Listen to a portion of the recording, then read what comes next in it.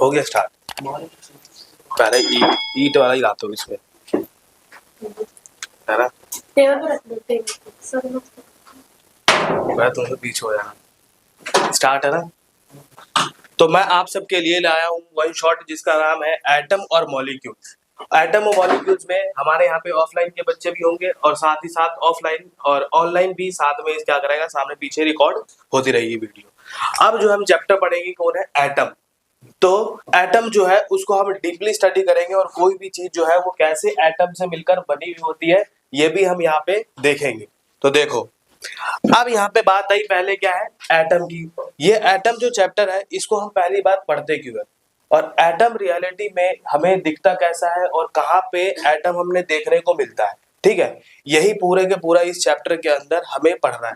अब क्या है कि मान लो हमारे दुनिया की कोई भी चीज, अब कोई भी चीज है, अब ये जो एटम जो चैप्टर है ये साइंटिस्टों ने चैप्टर में मतलब ये जो चैप्टर है एटम और मॉलिक्यूल्स, इसको क्या क्यों बनाया और किस लिए बनाया। तो हमारे पास कई साइंटिस्ट थे, उन्होंने सोचा कि मान लो कि दुनिया की सारी वस्तु है, जैसे ये ईंट भी है, ईंट भी एक प्रकार की क्या है, वस्तु है, जिसमें सॉलिड हमारे पास क्या है, ये मैटर है, ठीक है?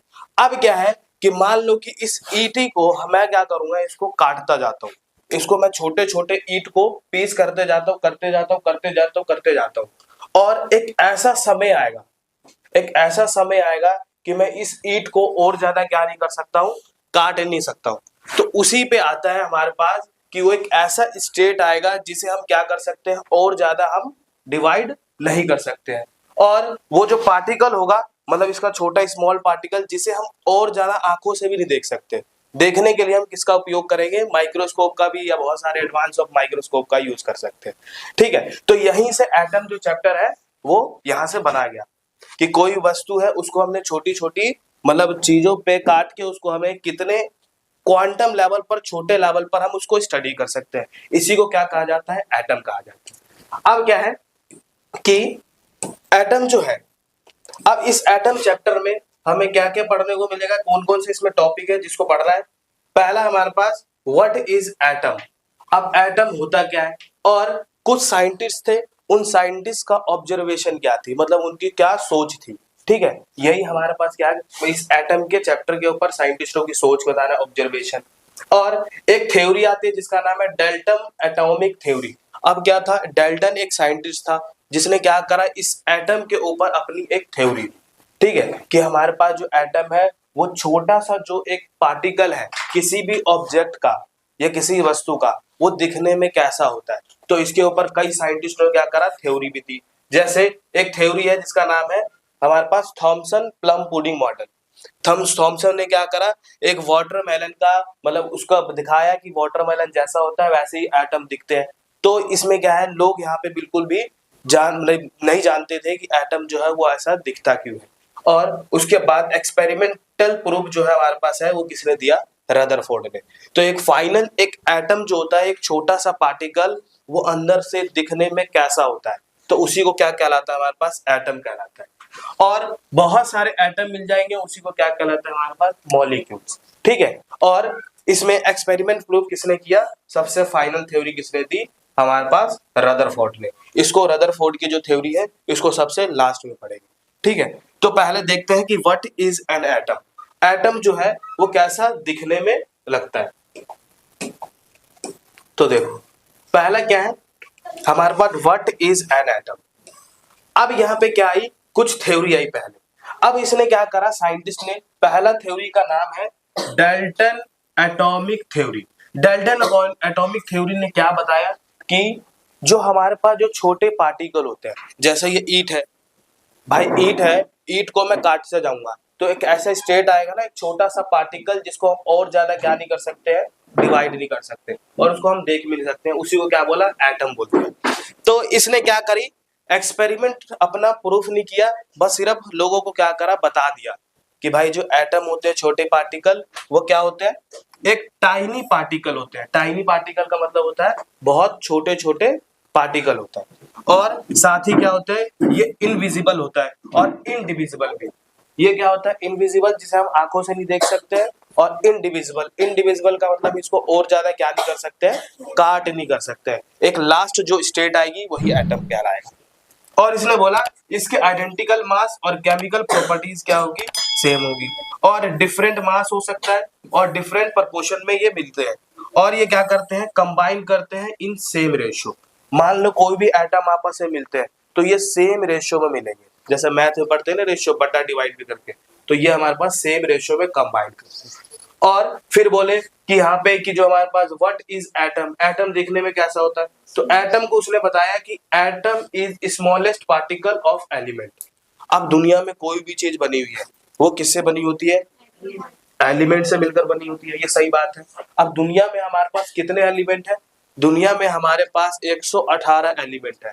जैसे एक पीरियोडिक टेबल देखा होगा ना, पीरियोडिक टेबल कुछ ऐसा होता है। हाँ, इसमें कितने टोटल एलिमेंट है, 118 एलिमेंट होते हैं। अब 118 एलिमेंट है तो दुनिया में कोई भी चीज बनी हुई किससे बनी हुई है, इस 118 एलिमेंट से मिलकर बनी हुई है।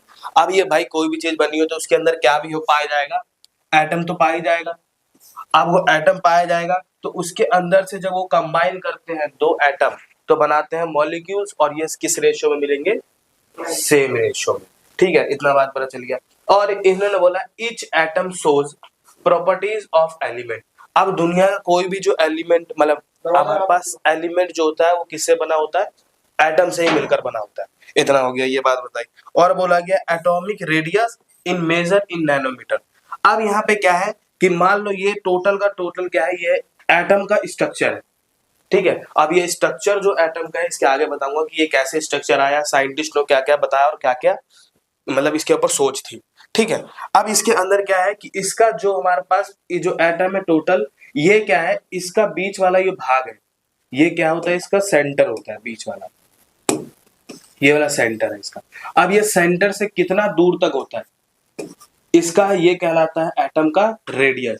और ये रेडियस साइज में कैसे देखने को मिलेंगे, जैसे यहाँ पे दे रखा है कुछ रेडियस नैनोमीटर में, तो इसका 1 की पावर 10 मतलब क्या है 1 डिवाइडेड बाय 10 की पावर 9 ये नैनोमीटर कहलाता है। और मान लो कि मीटर को मैं चेंज करूं नैनोमीटर में तो 10 की पावर कितनी नैनोमीटर हो जाएगी, 9 हो जाएगी। तो ये एटम का कितना होता है, एक साइज होता है। अब इतना नैनोमीटर में साइज है, अब नैनोमीटर में साइज है तो हम इसको आंखों से भी क्या कर सकते हैं, नहीं देख सकते। इतना बात पता चल गया इस एटम में। आगे देखो, अब उसके बाद एटम के ऊपर क्या बात आई, जिसमें एटम एंड मॉलिक्यूल्स, एटम और मॉलिक्यूल्स चैप्टर ये। अब इसमें कुछ लॉ बना दिए जिसमें लॉ ऑफ कॉम्बिनेशन आते हैं, केमिकल कॉम्बिनेशन। फर्स्ट लॉ आता है, मतलब यहाँ पे लॉ है जिसका है law of conservation of mass. Conservation of mass क्या कहलाता है कि हमारे पास की, मान लो कि हमारे पास पेपर है कोई, इसको हमने क्या कर दिया, इसको जलाया, इसको बंद किया, जलाया। अब पेपर जो हमने लिया, एक मान लो कि पेपर है भाई, पेपर फाड़ के दो एक, जैसे ये पेपर है, पेपर नहीं है क्या, पेपर फाड़ के दो। अब ये पेपर है, अब ये पेपर है, शुरू में हमने पेपर रखा और इसको मैंने जला दिया। जलाने के बाद अब जो ये पेपर होगा, ये पेपर होगा, और ये जो जल गया पेपर, जो बर्न पेपर है,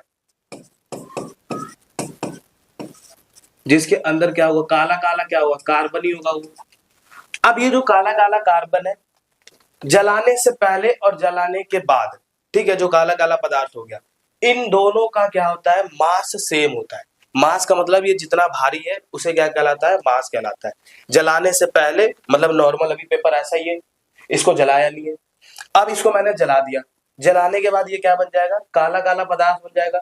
और जलाने से पहले और जलाने के बाद इसका जो मास होगा वो क्या होगा, बिल्कुल सेम होगा। यही हमारे पास क्या कहलाता है, law of conservation of mass, कि मास हमेशा, मान लो कि यहाँ पे 10 ग्राम मास है इसका, तो फाइनल भी कितना होगा, 10 ही ग्राम होगा। ये कौन कहलाता है, law of conservation of mass. इतना बात पता चल गया। इसके अंदर क्या कहलाता है, law of conservation of mass कहता है मास कैन नेदर बी क्रिएटेड और नॉर बी डिस्ट्रॉयड। अब क्या है, मैं इसको जला रहा हूं तो ऐसा तो नहीं है इसके अंदर एक्स्ट्रा कोई पेज आ जाएगा, भाई जला रहा हूं तो कोई दूसरा पेज अपना भी बन जाएगा, इसके अंदर जुड़ जाएगा। तो मास इसमें क्या होगा, ना ही तो क्या होगा, क्रिएट होगा, ना ही ये बनेगा। और जलाने के बाद अब इसके अंदर जो भी मास होगा वो क्या होगा, डिस्ट्रॉय भी नहीं होगा, वो बिल्कुल क्या रहेगा, बिल्कुल समान रहेगा, सेम रहेगा। इतना बात पता चल गया। ये बहुत ज्यादा इंपॉर्टेंट है, पूछा जाता है law of conservation of mass. बहुत आसान है, मास का नेदर बी क्रिएटेड और नॉट बी डिस्ट्रॉय। मास कभी मतलब द्रव्यमान जो होता है मास कभी भी खत्म नहीं होता, विनाश नहीं होता, और ना ही क्या होता है वो क्रिएट होता है किसी भी केमिकल रिएक्शन, कोई भी रिएक्शन हम कराएं।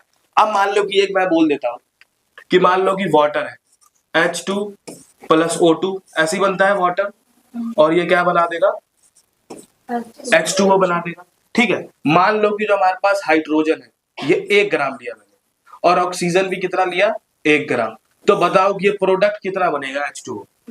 दोनों मिलके ही बन जाएगा जुड़ के, तो कितना बन जाएगा ये टोटल 2 ग्राम। अब ये दोनों देखोगे तो यहाँ पे शुरू में जब ये हाइड्रोजन और ऑक्सीजन मिल रहे थे तो इसने क्या बना दिया, वाटर बना दिया, और दोनों तरफ देखोगे तो क्या है सेम, बिल्कुल मास सेम नहीं है, यहाँ 2 ग्राम है और यहाँ भी कितना है 2 ग्राम। तो ये किस लॉ के अकॉर्डिंग कहा जा रहा है, कंजर्वेशन ऑफ मास। इतना बात पता चल गया, बहुत आसान है। ठीक है, आगे देखो, आगे आता है law of constant proportion. Law of constant proportion का मतलब क्या है, मान लो हमारे पास वाटर का फॉर्मूला क्या होता है भाई, वाटर का फॉर्मूला पानी का H2O होता है, पानी का फॉर्मूला H2O होता है। ठीक है, मान लो ये वाटर है हमारे पास और फॉर्मूला भी जैसे बताया H2O है H2O। अब यहाँ पे क्या करें, लॉ ऑफ कांस्टेंट प्रपोर्शन क्या कहता है कि हमारे पास H2O है, हमने 5 चीज अलग से पानी लिया, 5 जगह से पानी लिया। एक मान लो नाला का पानी है, एक गटर का पानी है, एक बाथरूम का पानी है, और एक पीने वाला पानी है। ठीक है, और क्या मान ले टॉयलेट भी है, टॉयलेट भी एक प्रकार का क्या है, लिक्विड ही है, पानी है। ठीक है, अब उनका क्या करा जाए, फॉर्मूला चेक करे पानी का, तो पांचों केस में फॉर्मूला क्या लिखोगे, अलग अलग लिखोगे, नहीं लिखेंगे ना, है तो सारे पानी, तो उनका फॉर्मूला भी क्या होगा, सबका H2O होगा। लेकिन हाँ लिया गया कहीं मतलब अलग अलग जगह से लिया गया। ठीक है, लेकिन उसका जो फॉर्मूला है वाटर का वो क्या रहेगा, हमेशा सेम रहेगा, H2O ही रहेगा ना, चाहे कहीं का भी पानी हो, है तो पानी ही, H2O ही रहेगा, ऐसा तो नहीं बदल जाएगा बिल्कुल।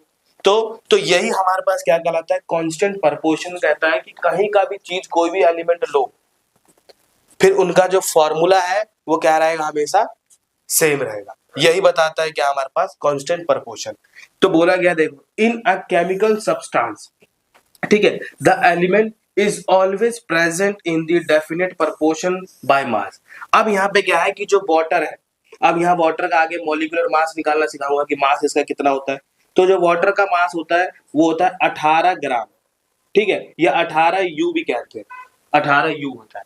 तो कहीं का भी वाटर लो, चाहे नाले का पानी, गटर का पानी, या टॉयलेट का पानी, बाथरूम का पानी, पीने वाला पानी, उनका क्या हमेशा सेम रहेगा, ये हमेशा फॉर्मूला हमेशा सेम रहेगा, मतलब उसका मास हमेशा फिक्स रहेगा। ठीक है, इतना बात पता चल गया। इसमें ना एक चीज एग्जांपल होगा, एक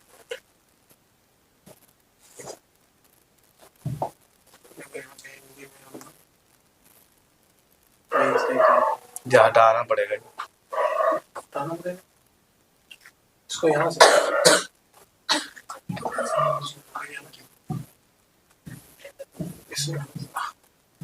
ये ना इसका एग्जांपल दो हिंदी वाला, ये चाहे किसी का भी हो, हिंदी में ऐसे लिख सकता है।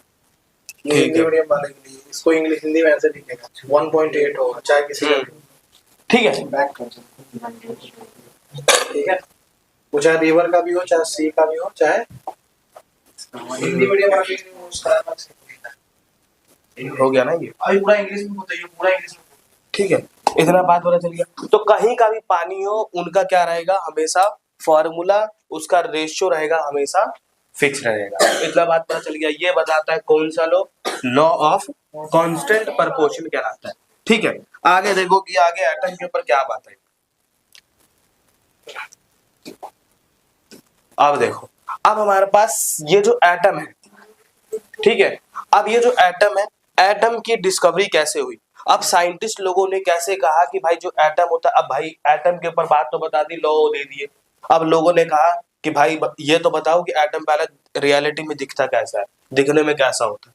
तो साइंटिस्ट लोगों ने क्या करा, अब लोगों को क्या करने लग गए, बताने लग गए कि जो वो जो छोटा पार्टिकल है, ये कुछ भी हो सकता है, ये ईंट, ईंट का जो छोटा पार्टिकल होगा, छोटा बहुत छोटा पार्टिकल जिसे हम आंखों से भी नहीं देख सकते, अब उसके अंदर वो देखने में कैसा होगा।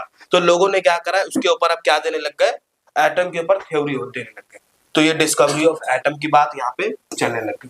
अब देखो पहला थ्योरी आता है किसकी, थॉमसन की थ्योरी, थॉमसन की थ्योरी आता है, थॉमसन एटॉमिक मॉडल।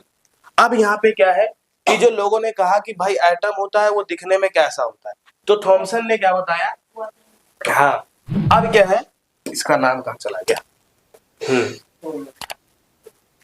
अब यहाँ पे क्या है, ये जो है हमारे पास थॉमसन, थॉमसन चाचा भैया, ये थॉमसन जो है इन्होंने क्या करा कि लोगों को बताया कि भाई एटम जो होते हैं वो ऐसे दिखते हैं, कैसे दिखते हैं। इन्होंने कहा कि मान लो तुम्हारे पास वाटरमेलन है, और वाटरमेलन तो हर कोई देखता ही है और जानता ही है, ठीक है।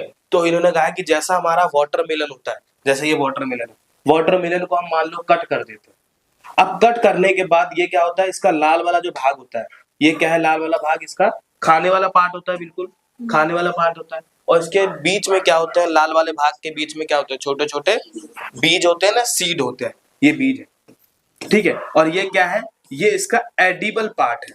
एडिबल का मतलब होता है जो लाल वाला भाग है और ये रेड भाग होता है, और ये खाने में क्या, खाने वाला पार्ट होता है। और साथ ही साथ क्या है, ये जो सीड है, बीज, ठीक है। इसको हमने मतलब इसने क्या कह दिया कि जो ये हमारे पास तरबूज है, ऐसा ही कुछ, ऐसा ही एटम देखने को मिलता है जैसा हमारे घर में तरबूज होता है, जिसमें काला वाला जो भाग है उसको क्या कह दिया उसने, उसको कहते हैं इलेक्ट्रॉन, ठीक है। उसमें कह दिया कि जो एटम के अंदर क्या पाए जाते हैं, छोटे छोटे जो बीज है वो क्या पाए जाते हैं, इलेक्ट्रॉन बोला जाता है। और साथ में जो रेड वाला भाग है, ठीक है, ये रेड वाला भाग है, ये क्या है, इसको कहते हैं प्रोटॉन, यहाँ लिखा भी होगा, ठीक है, चल लिख देता हूँ, प्रोटॉन, ठीक है। ये रेड वाला भाग क्या है, प्रोटॉन होता है। अब क्या है, क्या है, इधर से बंद करते हैं। अब यहाँ पे क्या है, प्रोटॉन जो होते हैं, P फॉर प्रोटॉन और P फॉर पॉजिटिव चार्ज, ये क्या होते हैं, पॉजिटिव चार्ज होते हैं जिसको हम प्लस लिख सकते हैं। और इलेक्ट्रॉन कैसे होते हैं, माइनस होते हैं, ठीक है। तो इसको हम E माइनस भी लिख सकते हैं और P को कैसे लिख सकते हैं, E प्लस लिख सकते हैं। ये क्या होते हैं, एटम के अंदर ये दो चीज प्रेजेंट होते हैं। सबसे पहले थ्योरी किसने दी, यही थॉमसन ने पहले दी, ठीक है, जिसको कहते हैं थॉमसन एटॉमिक थ्योरी, ठीक है। अब इसने क्या बोला कि जो एटम होते हैं, atom is neutral. Atom is neutral का मतलब क्या होता है, न्यूट्रल का मतलब कि इसके अंदर जितने पॉजिटिव चार्ज होंगे, मतलब जितने प्लस हैं, उतने ही क्या होते हैं, नेगेटिव होते हैं। तो जितना प्लस होगा पॉजिटिव होगा, और ये उतना ही क्या होगा, इसके अंदर नेगेटिव पार्ट होगा, तो ये क्या बन जाता है, न्यूट्रल बन जाएगा। इतना बात पता चल गया। तो इसने कहा कि जो एटम होते हैं वो क्या होते हैं, न्यूट्रल होते हैं, ठीक है। अब यहाँ पहली बात बताइए, एटम न्यूट्रल होता है। और एटम देखने में कैसे होते हैं, atom is spherical in shape. Spherical का मतलब होता है जैसा वाटरमेलन होता है, गोला, गोला ही तो होता है, बिल्कुल। अब गोला होता है तो एटम भी कैसा देखने को मिलता है, गोला ही होता है, तो स्फेरिकल होता है। और बताया कि जो पॉजिटिव चार्ज ऑफ एटम होता है, positive charge of atom is uniformly, uniformly का मतलब जो पॉजिटिव चार्ज होते हैं वो क्या होते हैं, इस एटम में फैले हुए होते हैं, पूरे पूरे बिखरे हुए होते हैं पॉजिटिव। जैसा ये लाल वाला भाग है, लाल वाले भाग को ही खाते हैं और सीड को क्या कर देते हैं, फेंक देते हैं। लेकिन कई लोग क्या करते हैं, अब कई लोग क्या करते हैं कि बीज को भी साथ में खा लेते हैं, क्योंकि एक बीज तो निकालने में लगेगा नहीं, अब निकालते रहेगा उतने में तो टाइम ही बीत जाएगा। तो लोग क्या करते हैं, बीज भी साथ में खा ही लेते हैं, ठीक है। तो पॉजिटिव चार्ज क्या बोला कि पूरे इसके एटम के अंदर फैले होते हैं, और बोला डिस्ट्रीब्यूट होते हैं, और स्फेरिकल रीजन के अंदर होते हैं। और नेगेटिव चार्ज ऑफ एटम और एम्बेडेड बिटवीन देम, कि जो हमारे पास नेगेटिव चार्ज होता है, नेगेटिव चार्ज क्या होता है, इलेक्ट्रॉन होता है। और इलेक्ट्रॉन क्या होते हैं, इसके बीच में, जैसे तरबूज में क्या होते हैं, धंसे हुए होते हैं, बिल्कुल फंसे हुए होते हैं। ये पूरा का पूरा क्या बताया इसने, लोगों को बताया कि एटम कैसा देखने को मिलता है। इतना बात पता चल गया। इसने थ्योरी दे दी, किसने, क्या बोलते हैं, थॉमसन। अब यहाँ पे क्या है, अब साइंस है। अब साइंस जो होता है वो किस पे बिलीव करता है, फैक्ट के ऊपर बिलीव करता है ना, फैक्ट पे, कि भाई रियलिटी में कैसा, एक्सपेरिमेंट करके बताओ कि एटम क्या है, कैसा दिखता है। इसने तो देख के बता दिया, ऐसा तो हर कोई बता देगा। अब कल हो के मैं अमरूद पे दे दूं तो अमरूद पे ही बन जाएगा, फिर अमरूद पे ही एटॉमिक अजय थ्योरी बन जाएगी। तो ऐसा नहीं कर सकते। तो यहाँ पे साइंस में क्या होता है, एक्सपेरिमेंट करके प्रूव करना पड़ेगा। और जो प्रूफ कर देगा वो क्या बन जाएगा, भगवान बन जाएगा। तो साइड उसी को क्या कहते हैं, साइंटिस्ट बन जाएगा। बात समझ गया। तो उसके बाद आते हैं, ये थॉमसन हो गया। थॉमसन के बाद इसको हम क्या बोलते हैं, प्लम पुडिंग मॉडल भी कहते हैं। इसको क्या कहते हैं, plum pudding model. Plum pudding model जैसे यही वाटरमेलन को कहते हैं, वाटरमेलन को प्लम पुडिंग। अब उसके बाद क्या है कि अब साइंस मांगता है फैक्ट, और फैक्ट के साथ साथ एक्सपेरिमेंट भी। ठीक है कि भाई एक्सपेरिमेंट करके बताओ। तो ये जो रदरफोर्ड है, रदरफोर्ड क्या था, वो थॉमसन जो था पीछे वाला, जिसने वाटरमेलन के ऊपर किया था एक्सपेरिमेंट किया, मतलब बताया कि एटम ऐसे दिखता है। तो ये जो रदरफोर्ड जो है, इसने क्या करा कि थॉमसन को पढ़ लिया। अब कोई भी साइंटिस्ट बनता है तो पहले साइंटिस्ट के बारे में पढ़ेगा ना कि उसका सोच कैसे थी और कैसा होता है। तो रदरफोर्ड ने क्या करा, उस थॉमसन के बारे में, मतलब थॉमसन के बारे में जो थ्योरी थी उसने पढ़ लिया। पढ़ने के बाद क्या हुआ कि इस रदरफोर्ड ने क्या कर दिया, अपने खुद का एक सेटअप बनाया और उसके ऊपर एक्सपेरिमेंट करने लग गया। ठीक है। अब इस एक्सपेरिमेंट में क्या करा इसने, एक सोने की चादर ली। ये सोने की चादर, सच हाँ, परत ली और चादर बोल सकते हैं, फॉइल लिया, गोल्ड फॉइल कहते हैं इसको, और इसको गोल्ड फॉइल एक्सपेरिमेंट भी कहते हैं। ठीक है, स्कैटरिंग एक्सपेरिमेंट। तो रदरफोर्ड ने क्या करा यहाँ पे कि यहाँ पे लिया सबसे पहले एक लाइट सोर्स लिया, यहाँ से लाइट, और ये लाइट क्या है, इसके अंदर अल्फा पार्टिकल। ठीक है, अल्फा पार्टिकल। अब इसने अल्फा पार्टिकल क्या करा, इस गोल्ड फॉइल जो है, सोने की चादर फॉइल, और इसके साथ पे इसने क्या रख दी, यहाँ पे ये स्क्रीन रखी, जिसको हम क्या कहते हैं, फ्लोरोसेंट स्क्रीन कहते हैं। ये स्क्रीन है। ये स्क्रीन क्या करता है कि मान लो कोई भी लाइट जब इस स्क्रीन पे पड़ती है, स्क्रीन पे जब कोई भी लाइट इसके ऊपर पड़ेगी तो ये क्या करने लग जाता है, चमकने लग जाता है। ठीक है, ये फ्लोरोसेंट स्क्रीन। अब इसने क्या करा, अल्फा पार्टिकल को रखा, अल्फा पार्टिकल को, और इसने क्या करा, सीधा का सीधा गोल्ड फॉइल के ऊपर इसने मार दिया। ठीक है, और इसने अपना ऑब्जर्वेशन देखा कि भाई उसके अंदर लाइट जो है वो कैसे हुए। ठीक है। अब जो अल्फा पार्टिकल होता है, ये अल्फा पार्टिकल जो होता है, इसमें हीलियम होता है, हीलियम, इसको हीलियम प्लस भी कहते हैं। और ये हीलियम जो होता है वो कैसा चार्ज होता है, दिखने में पॉजिटिव चार्ज होता है। ठीक है, इतना तो पता चल गया किस, ये जो हीलियम है वो क्या है, पॉजिटिव चार्ज है। ठीक है, अल्फा पार्टिकल पॉजिटिव चार्ज है।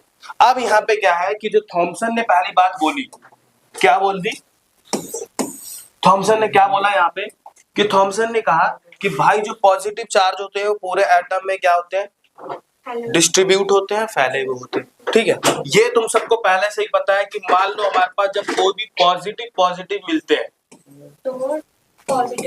तो पॉजिटिव क्या करेंगे, आपस में रिपल नहीं करेंगे, रिपल कर देंगे। और मान लो नेगेटिव पॉजिटिव होंगे, हाँ, जब नेगेटिव और पॉजिटिव होंगे करेंगे तो ये क्या होगा, अट्रैक्ट करेंगे, ये दोनों आपस में चिपकेंगे, यही होगा बिल्कुल। ठीक है।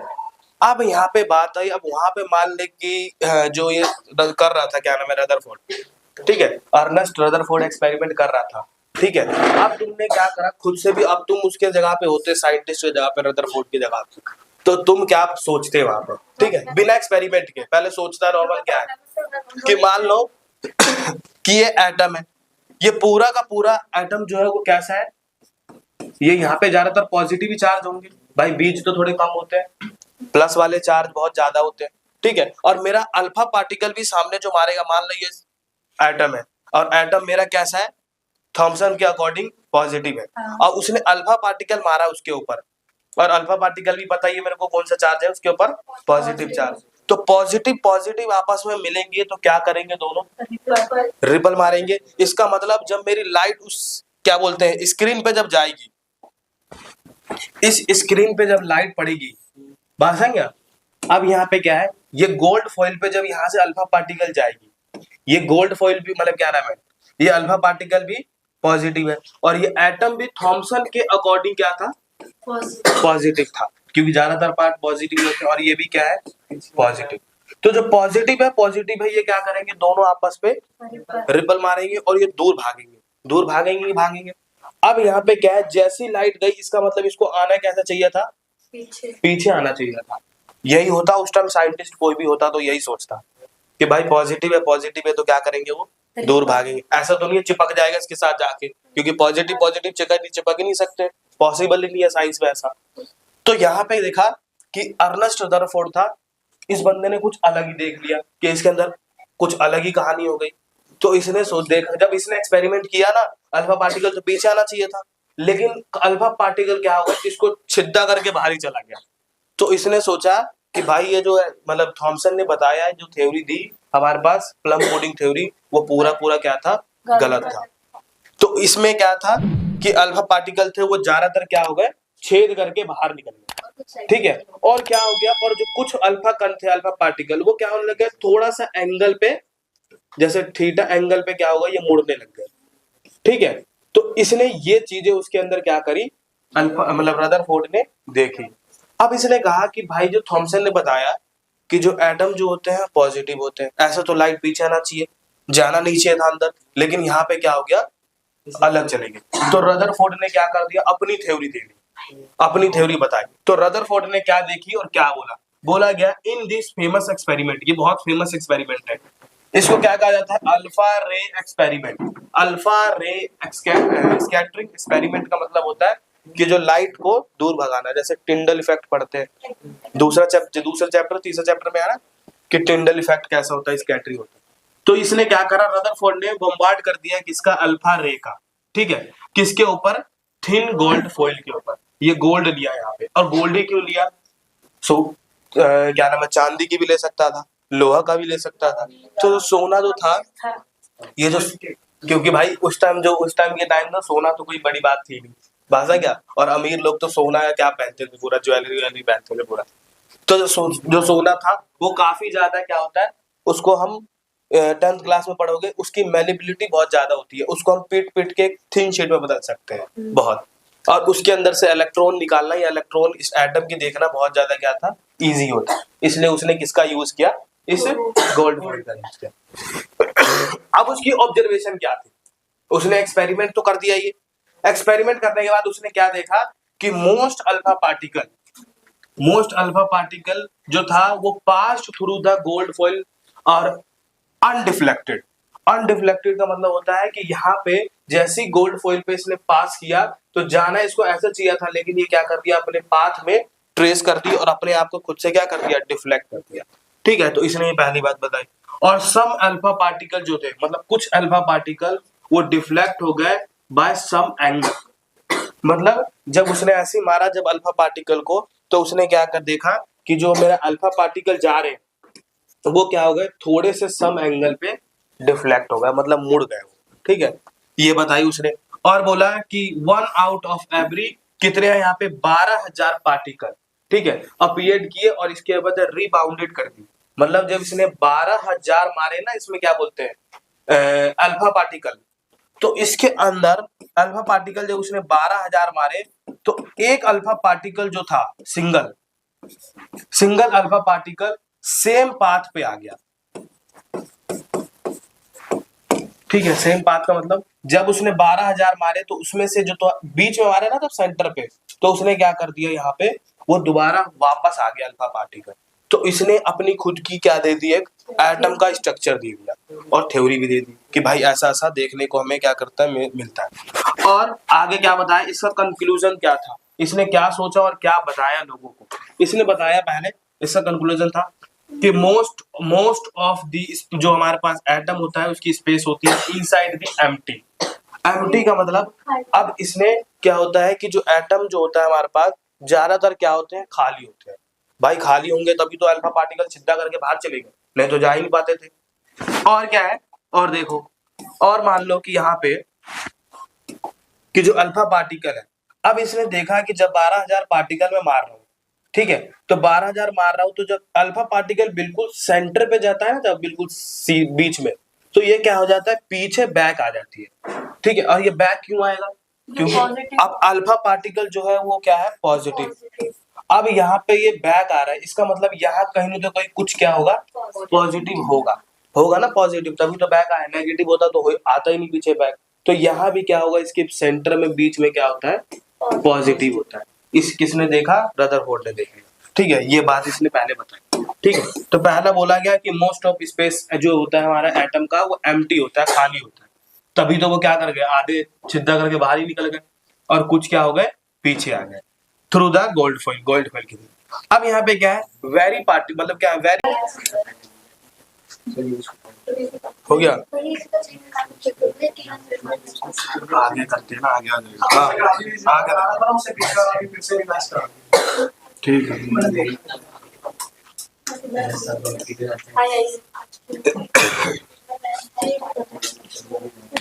अब उसके बाद आता है हमारे पास रदरफोर्ड ने क्या करा, एक्सपेरिमेंट को प्रूफ कर दिया। और जो साइंस जो है वो साइंस क्या कहता है, साइंस एक्सपेरिमेंट मांगता है कि भाई जो एटम है वो एक्सपेरिमेंट करके बताओ कि एटम कैसा दिखता है। तो इसने क्या करा, रदरफोर्ड ने यहाँ से अल्फा पार्टिकल लिए, ये अल्फा पार्टिकल को बिल्कुल कहा हमारा सेंटर पे, और कुछ अल्फा पार्टिकल थे वो कैसे मुड़ गए, थोड़े कम एंगल पे, मतलब सम एंगल पे क्या होगा, डिफ्लेक्टेड हो गए। और जब उसने बीच में सेंटर पे मारा, जब सेंटर में मारा तो कुछ अल्फा पार्टिकल क्या हो गए, कुछ बैक आ गए। और अल्फा पार्टिकल कैसा होता है, पॉजिटिव चार्ज में होता है, इतना बात पता चल गया। और अल्फा पार्टिकल बैक आ गए, तो इसकी क्या थी, कुछ कंक्लूजन था, इसकी कुछ सोच थी। इसने बोला कि भाई एटम ऐसा दिखता हुआ, इसने अपनी थ्योरी थी। इसने क्या करा कि जो most of space of atom जो होता है वो क्या होता है, देखने में होलो होता है और एम्प्टी होता है, बिकॉज अल्फा पार्टिकल क्या होते हैं, pass through the gold foil. जब गोल्ड फॉइल से उसने पास किया, क्या बोलते हैं, अल्फा पार्टिकल, तो एटम कैसे दिखने लगा, मतलब जो एटम जो है, मतलब अल्फा पार्टिकल है वो छेद करके बाहर चले। तो उसने कहा कि जो एटम है वो देखने में इनसाइड क्या होते हैं, एम्प्टी होते हैं। और वेरी फ्यू पार्टिकल कुछ डिफ्लेक्ट हो जाते हैं सम एंगल पे। अब एंगल पे दिखाता है ये डिफ्लेक्ट हो रहा है, इसका मतलब उसके बीच में क्या होगा, पॉजिटिव चार्ज होगा, तभी वो क्या हो रहा है, कुछ डिफ्लेक्ट हो रहा है और ऑक्यूपाई करता है स्पेस को। और जब यहाँ पे बीच में सेंटर में मारता है तो वो अल्फा पार्टिकल क्या हो जाते हैं, बैक आ जाता है। क्यों, क्योंकि सेंटर पे भी पॉजिटिव चार्ज होगा, अल्फा पार्टिकल ही पॉजिटिव है, तो पॉजिटिव पॉजिटिव मिलकर क्या होंगे, रिपल मारेंगे, पीछे आ जाएंगे। इतना बात पता चल गया इसमें रदरफोर्ड बात। आगे देखो, अब क्या है, फाइनल जो हमारे पास एटम आया रदरफोर्ड को भी देखकर, और जो उसने बताया क्या बोलते हैं, हाँ, जे थॉमसन का। अब यहाँ पे फाइनल जो एटम देखने में कैसा दिखता है, तो एटॉमिक मॉडल आया, जिसमें मॉडल में क्या था कि हमारा जो बीच वाला भाग होता है एटम का, वो बीच वाला भाग क्या होता है, जिसमें न्यूट्रॉन प्लस क्या होते हैं, प्रोटॉन्स होते हैं, जैसे प्रोटॉन दिख रहा है। तो इसके बीच में क्या होते हैं, पी प्लस एन होते हैं, और बीच में क्या होते हैं, इसको बोला गया कि बीच में क्या है, इसको न्यूक्लियस कहते हैं। न्यूक्लियस में क्या पाए जाते हैं, पी प्लस एन, जिसको कहते हैं प्रोटॉन प्लस और न्यूट्रॉन, ये दोनों क्या होते हैं, बीच में पाए जाते हैं। और साथ ही साथ जैसे हमारे पास क्या बोला उसने, थॉमसन ने बताया कि जो सीड है, बीज, अब वो बीज के अंदर जो काले काले सीड बोले थे वो क्या थे, इलेक्ट्रॉन। लेकिन उसने बोला था कि पॉजिटिव चार्ज में धसे हुए होते हैं, इसने यही तो बताया था थॉमसन ने। हाँ। लेकिन यहाँ पे जो नेगेटिव चार्ज होता है, इलेक्ट्रॉन, वो क्या करते हैं, इस पॉजिटिव चार्ज के अराउंड ये घूमते हैं, रिवॉल्व करते हैं, ठीक है। और ऐसे ही करते करते तुम्हारे सिलेबस में कितने कितने गोले हैं, तुम्हारे सिलेबस में 4 गोले हैं, जिसको कहा जाता है KLMN, ठीक है, KLMN। इसको कहते हैं केला मैन भी कहते हैं, केला मैन का मतलब होता है कि जो हमारे पास जो 4 अलग अलग सेल है, तो केला मैन, ठीक है, शॉर्ट फॉर्म हो गया केला मैन की। इतना बात पता चल गया। अब यहाँ पे कुछ देखा गया, ये भी देखा गया कि भाई जो हमारे पास K है, K का मतलब हो गया जो पहली जो हमारी क्या होगी, सर गोला होगा, उसमें इलेक्ट्रॉन घूमेंगे, उसमें मैक्सिमम कितने इलेक्ट्रॉन हो सकते हैं, 2। और L में कितने हो सकते हैं, 8। और M में कितने हो सकते हैं, 18। और N में कितने हो सकते हैं, 32। बात समझ गया, ये कैसे आया, तो इसके ऊपर फॉर्मूला के ऊपर आया। जैसे एक आगे एक साइंटिस्ट आता है जिसका नाम है बोर, इस बंदे ने बोर भी कर दिया सभी बच्चों को। तो इसने फॉर्मूला दिया 2n²। 2n का मतलब होता है नंबर ऑफ शेल, ठीक है, ये वाला सेल नहीं है, ये वाला सेल है, SHENN शेल, ठीक है। तो इसने फॉर्मूला दिया, n का मतलब जो सा सेल ढूंढना चाहते हो उसकी जगह पे रख देंगे, उसका स्क्वायर करके 2 से मल्टीप्लाई कर देंगे, ये आ जाएगा हमारे पास क्या, कि पहले, दूसरे, तीसरे, चौथे में कितने इलेक्ट्रॉन घूमेंगे। तुम सबको सीधा क्या याद रखना है, ये याद रखना है। केवल एन में के में कितने होते हैं 2, एल में 8, एम में 18 और एन में 32 होते हैं। ये फाइनल शेप आई किसकी, एटम की, ठीक है। और इसको बताया जैसे कि इसको और ज्यादा हम क्या नहीं कर सकते, डिवाइड ही नहीं कर सकते। इसको हम आंखों से देख सकते हैं भाई सुमित भाई, इसको आंखों से देख सकते हैं, हम आंखों से नहीं देख सकते। बस है क्या, ये हो गई किसकी, एटॉमिक थ्योरी हो गई, मतलब एटॉमिक मॉडल। आगे देखो, आगे क्या है कि इसकी देखी जाए, जैसे भी बताया मैंने, इसकी समरी में क्या है कि बोला गया है कि समरी में कि प्रोटॉन होते हैं। प्रोटॉन जो होते हैं वो कहाँ पे होते हैं, न्यूक्लियस के अंदर होता है। उनकी लोकेशन क्या है, न्यूक्लियस। न्यूट्रॉन की न्यूक्लियस मतलब लोकेशन क्या है, न्यूक्लियस। ये दोनों कहाँ होते हैं, दोनों ही न्यूक्लियस में होते हैं। और इनके ऊपर अब जो इलेक्ट्रॉन होते हैं वो कहाँ होते हैं, शेल में। वो गोला गोला जो दिख रहा था सर्कल, उसके पास पे क्या होते हैं, वो घूमते हैं, ठीक है। इतना बात वाला नहीं दिखा। और P फॉर प्रोटॉन और P फॉर क्या होता है, पॉजिटिव चार्ज। इसके ऊपर प्रोटॉन पे कैसा चार्ज होता है, पॉजिटिव। न्यूट्रॉन पे कैसा होता है, नेगेटिव। और इलेक्ट्रॉन पे कैसा होता है, नेगेटिव। इतना बात पता चल गया। ये पूरा का पूरा क्या है, एटम की एक समरी है कि भाई एटम जो होता है वो कैसा, उसके अंदर चार्ज कैसा होता है, दिखता कैसे और कहाँ पे पाए जाते हैं। इतना बात पता चल गया एटम। आगे देखो, आगे आती है अब ये देखो, पास से ब्लर दिख रहा है, दूर से सही। अब देखो, अब हमारे पास क्या है, देखो भाई ये है पीरियोडिक टेबल। इसके अंदर जैसे मैंने अभी थोड़ी देर पहले बताया कि हमारे पास कितने एलिमेंट होते हैं, दुनिया की कितनी एलिमेंट है, पूरा का पूरा एलिमेंट जो है ये 118 एलिमेंट है। अब यहाँ पे क्या है, दुनिया में कोई भी चीज बनी है, चाहे वो ये पत्थर भी है, ईंट भी क्यों ना बना हो, ठीक है, ये ईंट भी क्यों ना बना हो, तो ये भी किसी किसी एलिमेंट से क्या होगा, मिलकर बना होगा, ठीक है। वो कोई सा भी एलिमेंट दूसरा हो सकता है। और कुछ भी हो जाए, प्लास्टिक, लोहा, आयरन, ये सारा का सारा क्या है, इसी एलिमेंट के द्वारा क्या होता है, मिलकर बनता है।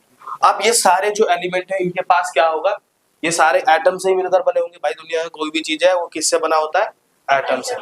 जैसे हम लोग हैं, हम लोग किससे बने हुए होते हैं, बिल्कुल हमारी छोटी सबसे इकाई क्या होती है, हम लोग सेल से मिलकर बने हुए हैं ना। तो जो दुनिया में जो डेड चीज होती है, मरी हुई चीज, वो किससे मिलकर बने होते हैं, एटम से मिलकर बने होते हैं। इतना बात पता चल गया। और हम लोग किससे बने हुए हैं, सेल से। तो इतना बात पता चल गया, दोनों में कंफ्यूज नहीं होना। अब देखो, अब तुम्हारे सिलेबस में, सिलेबस के अंदर तुम्हारे पास 1 से लेकर 20 तक एलिमेंट पढ़ते हैं, ठीक है। यहाँ पे लिख देता हूँ,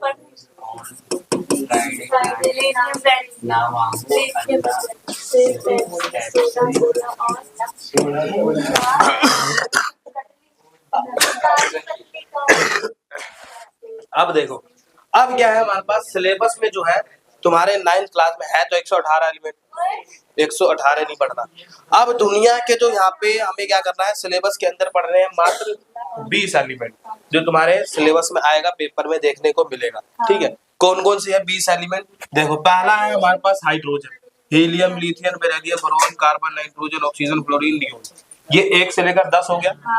उसके बाद 11 से लेकर 20 तक sodium, magnesium, aluminium, silicon, phosphorus, sulphur और क्लोरीन, आर्गन, पोटेशियम और कैल्शियम। ये होगा 11 से लेकर 20 तक। और यहाँ क्या है, 1 से लेकर 10 तक। इतना बात पता चल गया।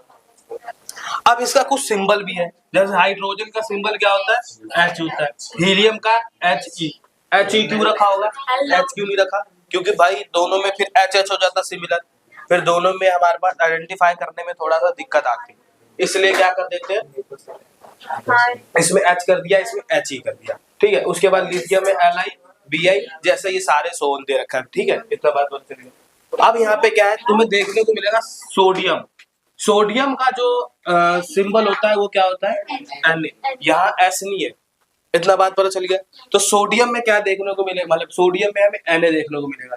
और जो सल्फर है, सल्फर में क्या देखने को मिलेगा, S। ये मत लगा देना उल्टा कि सोडियम में S लगा दिया, ये कर। तो मेन इंपॉर्टेंट क्या है, सोडियम। सोडियम का जो सिंबल है वो क्या है, Na। जहां कहीं भी Na दिखा, इसका मतलब वो क्या है, एलिमेंट, सोडियम एलिमेंट है। इतना बात पता चल गया। और सारे जैसे मैग्नीशियम में Mg, एल्युमिनियम में Al, सिलिकॉन में Si, फॉस्फोरस में P, सल्फर में S, क्लोरीन में Cl, आर्गन आर्गन जो है Ar हो गया।